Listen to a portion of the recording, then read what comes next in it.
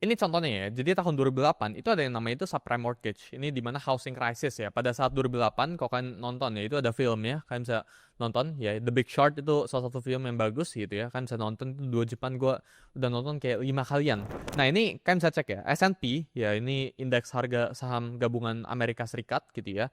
Ini kan bisa lihat ya, sejak 2003 ya sampai 2007 ini kita ngalamin yang namanya itu expansion phase, alias ekonomi itu lagi jalan banget, orang itu lagi optimis banget. Pada saat itu guys, orang itu nggak ada yang ngira itu market bakalan crash gara-gara housing crisis ini. Nggak ada orang yang kira kalau ekonomi atau rumah itu kemahalan. Ya semua orang itu nge-loan, semua orang itu kredit buat beli rumah. Dan bank ini terima-terima aja gitu ya.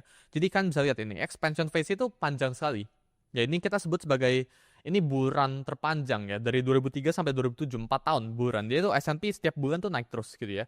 Ada peak phase-nya setelah itu di garis warna putih sebelah situ ya. Ini peak phase ini terjadi ketika semua orang ini udah peaknya ya, semua bisnis itu udah nggak bisa expand sampai gila-gilaan lagi, dan beberapa orang ini udah mulai notice ya sama yang nama itu, oh ini kayak marketnya udah mulai terlalu euforik, semua orang udah terlalu optimis sama sekarang gitu ya, semua orang udah punya rumah, semua orang udah punya pinjaman. Ini kita masuk ke dalam yang namanya itu peak phase. Dan ketika peak phase ini udah semua orang udah mulai nyadar, kita lanjut ke recessionary. Ya 2008 seperti yang kalian tahu, market ya saham ya semuanya itu crash gila-gilaan, housing crisis ya, tiba-tiba bank pas tuh bahkan sampai hampir di bailout, dan ini kita masuk ke resesi. Tapi resesi itu selalu diikutin sama yang nama itu recover. Kan bisa lihat di tahun 2009 ini market itu recover sampai 2010 gitu ya. Jadi ini 4 fase yang kalian bisa